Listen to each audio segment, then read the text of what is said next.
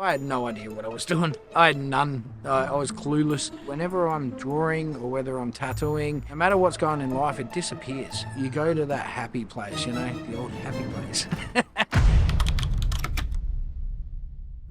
Yeah, g'day guys and girls. We've been getting up to a few adventures now, you know, quite a few little episodes. And I thought I'd be sitting out here reflecting in the morning after our walk and how did I get into tattooing? Basically before I was tattooing, I was actually a correctional services officer for a little while. It was fine, it was a job, you know, but I suffered a pretty bad knee injury on the job. And that changed my whole path of life. That was a pretty long recovery. Snapped it pretty bad, folded it out on itself. Somebody fell on the front of my knee. And I thought, you know, my life's going to change in a big way. I was told I probably couldn't walk again properly and, you know, all that sort of stuff. But with a lot of rehab we got there. But instead of sitting around feeling sorry for myself, I thought, you know, let's explore something a bit different. I've always been into art. Always liked it. I guess I started picking up a pencil in earlier years when I was a kid. When I was really young, I didn't really have a lot of friends. I was a bit of an introvert, to be honest. Like, actually, a bit of an introvert is probably an understatement. I was an introvert like you wouldn't believe. I had no friends. I got bullied every day. And I'm not a big fan of reading. You know, I love audiobooks, get into them, but the reading thing's not for me.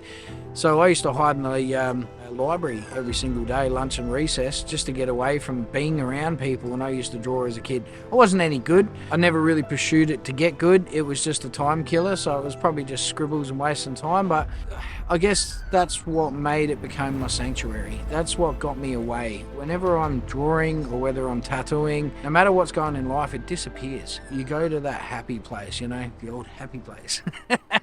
We've all heard about it. Everyone, it's different for everyone.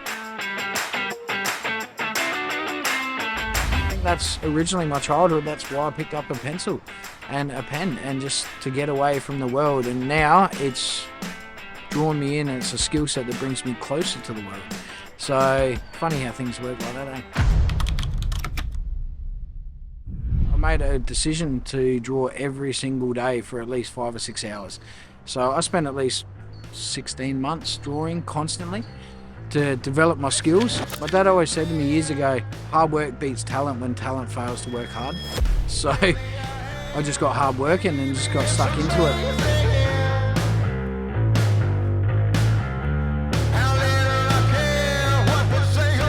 I think that was an escape for me to get away from my injury and focus on something positive. And when I sort of come good, I thought, why not pursue it? Let's do this thing. I got a slight little payout from my injury, from my work, you know, and that sort of helped pay the bills. So I decided to go and chase up an apprenticeship. The apprenticeship was a blessing in disguise. I thought it was something just to kill some time. I didn't get paid for quite some time, like a long period of the apprenticeship. Back when I started almost 20 years ago now, there was no pay structure for apprenticeships. It was just you volunteer your time and you have the privilege of being in a studio and working with people that know what they're doing and sort of pick up and learn the craft. So your work and labour is payment for the apprenticeship.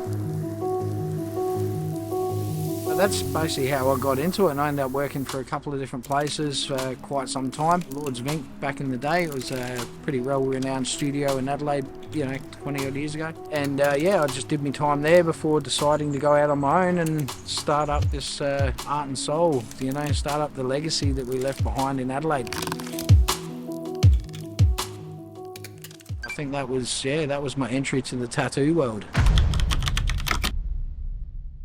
A lot of people say to me as well, being in the tattoo industry, what was your first tattoo? What was your first one that you got? What was the first one you did? It's pretty easy because I remember it so clearly. When you get tattooed, it's an experience that you never forget. And I think that transition between client and artist and client is priceless. You look down, you remember that moment forever. I remember my first ever tattoo was like literally the day I turned 18. I'd been saving up for a little bit. I went down to Hindley Street on Adelaide and with my best mate Sean at the time, and he was like, you know, in our circle I was the first one to get tattoos, and it was like a bit of a big event, you know. We went into this Hindley Street shop.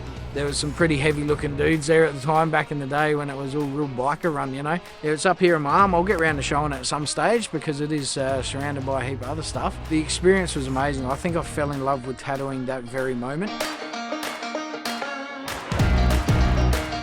The second the needle hit my skin, I kind of toyed with the idea, I want to do this. This would be awesome. And it kind of stuck in the back of my head for quite some time. And I think that's what led me into tattooing. So the next one is, what was the first tattoo I ever did? And it's actually on me. I'm actually wearing it. I did it in my kitchen, just foolishly. I don't recommend that. Don't do it, guys. Get a proper apprenticeship. Back 20 years ago, being silly little kid, as we all are, thought I'd do a bit of research online and get myself some equipment. That panned out all right, but I had no idea what I was doing. I had none. I was clueless. I started putting the stencil on, started the tattoo. Within 5 minutes, the stencil disappeared and it rubbed off. So this one on my leg is actually totally freehand, upside down, and with equipment I couldn't even tell you the needles I was using at the time. It was that green to it. So yeah, this is the one sitting up here, this little bad boy there. And every time I look down, it's a bit of a memory, you know. I look down and go, this is where I started. This is coming from someone green and no idea what was going on, and now 20 years later, I'm still learning. But looking back is the best thing, because you don't know how far you've come until you know where you started. Been in the tattoo industry for almost 20 years. A lot of people always say, what's your favourite tattoo? What's your highlights? Me personally, I think every last tattoo I do should be your favourite, because you should always try and outdo yourself. You're only as good as your last tattoo. And a really good mentor of mine, Rennie, back in Adelaide, shout out to you, mate. He had a lot of really good quotes like that in the tattoo industry. And it's true, you're only as good as your last one. But if I had to choose, I do have a few real highlights. I like big back pieces. I remember doing a cover-up back piece of the Punisher. That was a really cool one. Anything super realistic I'm a big fan of, but it's really hard to pick your favourites. Obviously, if I'm posting them up on my Instagram, I like them, you know, and that's a good thing. And by the way, check that out, Tattoos by Colin on Instagram. I do post a lot of my work up there, and I try and outdo myself at all times. I was actually having a discussion, believe it or not, with the videographer, the man behind this camera. It's sometimes you look back on your previous work from years ago, and you may not like a lot of it, but there are some things that you go, wow, I actually used to do that, and I like that point. So through the constant journey of tattooing and reflecting on your work, and that's a really good point I want to make to other artists. Reflect on your work, take photos, get your clients to come back 5 years down the track and see how your work is holding up. Because I tattoo for the longevity. I want my work looking as good as it can over 10, 15, 20 years. And the only way to learn that is by staying in contact with your clients, having a relationship with them. Don't forget about them. Don't just tattoo them, hear the story and walk out the door and you're like, oh, I'll only see him if he comes back for another one. Keep in touch with them. Hit them up on social medias and go, hey man, it was like 4 or 5 years. I'm seeing you. How's life going? How's your tattoo looking? And it's not just to get more work. It's just to see how your work is going on as well. Track your own work, track your relationships, because they're always going to grow and they're going to teach you more than a single photo on a tattoo wheel fresh. You want to see it healed and photographed in videos years later, and through my Instagram you'll see a lot of that stuff. That's the true show of a good artist, is somebody that can stand by their work 15, 20 years later, 5 year later. You know, it's got to be good. It's got to be quality, longevity, because people don't pay for a quick Instagram photo and go, whoa, look at that, you know, and then a year later, 6 months later, it's falling apart. So I think when you say my favourite stuff is some of my older stuff that's held up over time. The ones that I can look at years down the track and go, I'm proud of that. See, I'm a big fan of reflecting on myself occasionally. So I was sitting down the other day and I thought, what advice would I give to my past self? Past Colin, future Colin, we've got to look after both of them. You know, can't do much about the past, but we can definitely do plenty about the future. So reflecting on that question, what would I say to myself, my beginner self tattooing, with what I currently know now?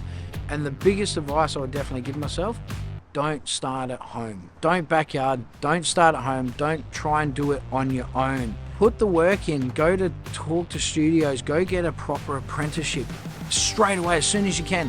Listen to what they tell you. If they tell you you're not good enough for your artwork, go work on your artwork.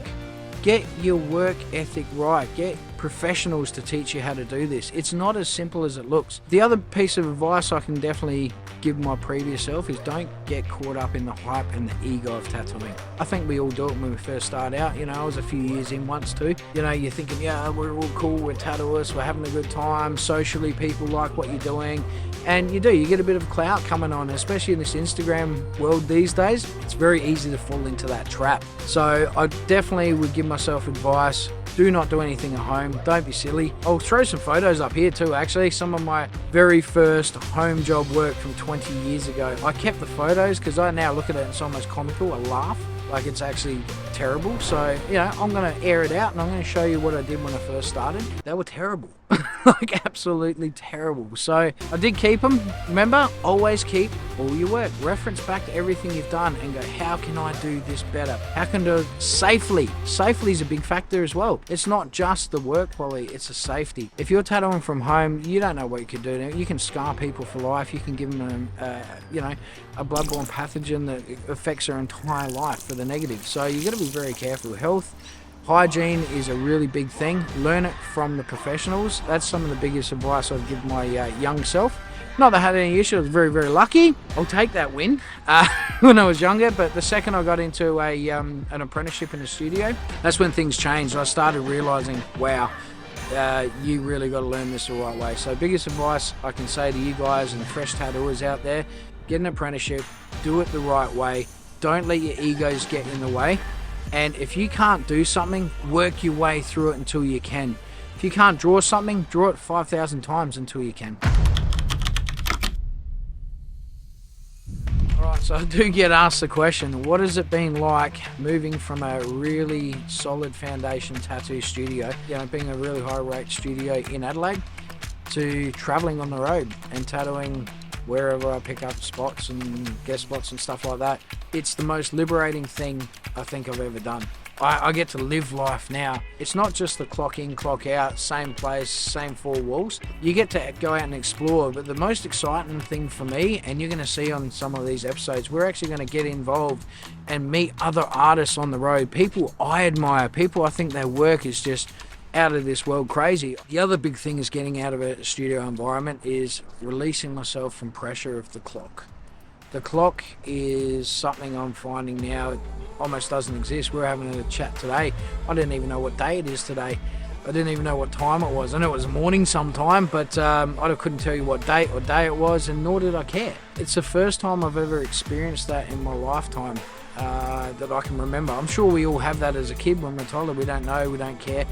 And that's usually the happiest time in your life when you're a little young fella, is because you can run around and the world means nothing other than it's play and it's fun and you just live in the moment. So I guess going from a studio to doing what I'm doing now, I'm truly living in moments now. It's the best thing I've ever done.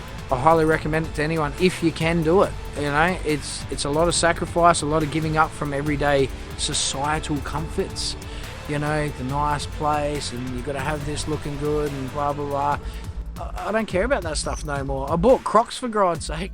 Like, I never thought I'd do that in a million years. I rock around in Crocs and I freaking love them. I don't care what they look like. I don't care what people think. I don't care what people think indefinitely now. It doesn't affect my life. Reputation's kind of a bit of a fallacy in a weird way. You know, you have to let your work talk for itself out here on the road, not just what people talk about you, which is another good thing. So you really want your work to stand up on such a scale that no matter where you go, people go, this is quality, I know what's happening. The other thing about tattooing out here on the road or you know, guest playing and having all these adventures all over Australia and the world to come, that's my big intention. I want to travel the world with this stuff soon.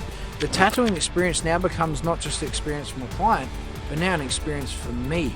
I can actually remember I was at this place when we did this tattoo. I met this person, they had a cool farm or they had a great idea or concept or they're living totally different to me, and sharing that story. So each one of my clients are now finding have so much more to offer me as well as what I can offer them. And I think it's something that's really opening my eyes up to how people live, and I'm getting experiences and a mindset that's a lot more freeing.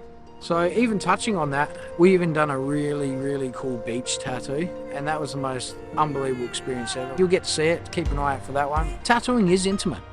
It's very intimate. People give you the trust to be able to mark their skin for life. You're causing them a lot of pain when you do it. You know, most people are okay with that, but you got to trust the person doing it for you. And it's a weird thing being on the other end of the machine, knowing that you're causing someone pain, yet at the same time you're giving them something that they're proud of for the rest of their life. It means something to them. They're able to show their experience or their ideas on their skin. It's a great experience, and that's what I do love about tattooing.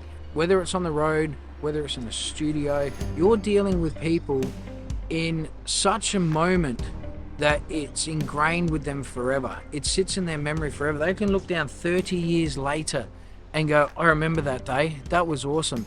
Big shout out to the tattooing community.